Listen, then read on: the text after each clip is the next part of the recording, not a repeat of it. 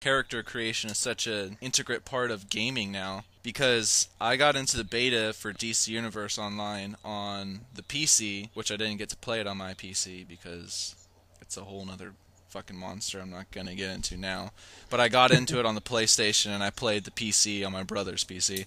And the game was fun enough, but when you got down into the character creation, it was sadly lacking. I mean, there was hardly any pieces. The hair and the facial hair was just a mess trying to pick the right combinations of that stuff. And this is the second superhero MMO game that they've released where you cannot make an Asian character for some reason. Which is odd. Kato, hello. Yeah, exactly. Kato. What if I want to make a Kato character? Oh, no, sorry. He has to be black or white. Or Mexican. I mean, you had, like, Champions and City of Heroes before that. City of Heroes creator was awesome for its time. Still pretty good now. Champions came along. That kind of blew it out of the water for me. That creator was far better than COH in my opinion. But the buck stopped there for me. And then I kind of expected the DCU thing to kind of just, up Champions, and sadly it didn't, and that kind of just ruined the game, but that just goes to show what Ed was talking about. Character creator, make it good or don't make the game at all. Yeah, well, that's the thing. I mean, like, there are still genres where you shouldn't have a character creator in there.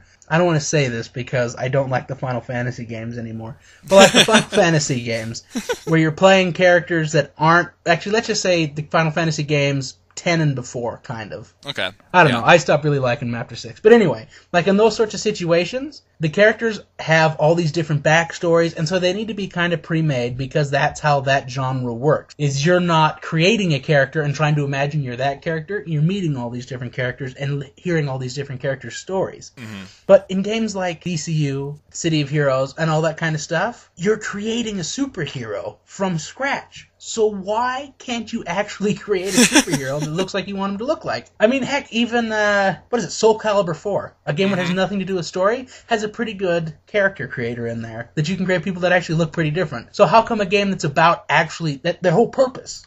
Soul Calibur 4, it's about creating skins for the characters that already exist in the game, which leads to hilarious things when you create men with women's fighting styles, but other story. But DC Universe is actually about creating a character from scratch. Why is their character creator terrible? Oh my god, and how they bragged about it. They bragged about this character creator for almost 2 years and how expansive it is and how there's literally hundreds of options. It was crap. And who knows, maybe there actually is all these great options, but here's the thing. It doesn't matter if they actually exist or if they don't exist. If you can't find them and use them, they might as well not exist. So who knows, maybe they need a better user interface, but come on, guys.